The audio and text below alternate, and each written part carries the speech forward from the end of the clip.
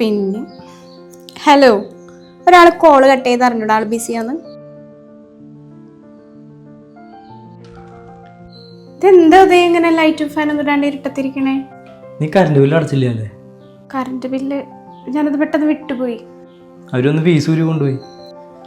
ഞാൻ ഇരിപ്പിലായപ്പോൾ ഇവിടുത്തെ ഒരു കാര്യം നടക്കണില്ല കേട്ടോ.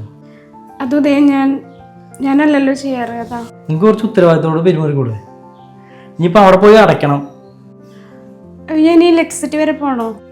അത് ഓൺലൈനിൽ അടച്ചിട്ടും അത് ശരിയായിട്ടില്ലെന്നാ പറഞ്ഞു. നമ്മൾ അവിടെ ചെന്ന് അതൊക്കെ ക്ലിയർ ചെയ്യണം. നീ ഒന്ന് പോയി ചെയ്യ്, എനിക്ക് ചൂടത്തിരിക്കാൻ വയ്യ.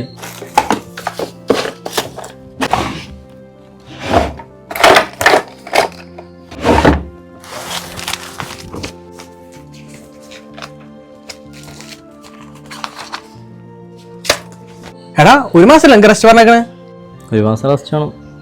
അവളെ കൊണ്ട് കൂട്ടിയെ കൂടോ? എന്ത് ചെയ്യാനാ? അല്ലെങ്കിൽ ഒരു കാര്യം ചെയ്യ്, വീട്ടുകാരെ വിളിച്ചോണ്ടോ, അല്ലെങ്കിൽ നിങ്ങൾ അങ്ങോട്ട് പോകും. ഈ സാഹചര്യത്തിൽ ഇനിയിപ്പം യാത്ര ഒന്നും ശരിയാവില്ലല്ലോ. ഉണ്ടാക്കി കഴിക്കാൻ പറ്റുമോ? ഇപ്പം ഇങ്ങനെ ഓരോ ചെറുതൊക്കെ ഇങ്ങനെ ചെയ്തോണ്ട്. പക്ഷെ 100 സംശയങ്ങളാ. എനിക്കിപ്പോൾ ഒരു ചായ എടുക്കാൻ വഴിയില്ല. ഇതേ ചായ പറഞ്ഞോളൂ. ചോറൊക്കെ ആയിട്ടുണ്ട് കേട്ടോ, കഴിച്ചിട്ട് പോയാൽ മതി. ആയിക്കോട്ടെ. ഇപ്പം ഇങ്ങനെ ഓരോന്നൊക്കെ പഠിച്ചു തുടങ്ങി. നന്നായില്ലേ?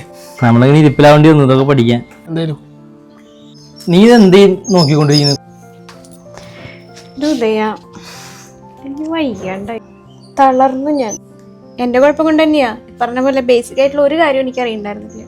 വീട്ടിൽ ആധാർ കാർഡ് എവിടെയാ, റേഷൻ കാർഡ് എവിടെയാ, വില്ലേജ് ഓഫീസ് എവിടെയാ. നിനക്കേ ഭയങ്കര മടിയായിരുന്നു. എല്ലാം ചെയ്തു തരാൻ വീട്ടിൽ ആരെങ്കിലുമൊക്കെ ഉണ്ടെന്നുള്ളൊരു ധാരണയായിരുന്നു.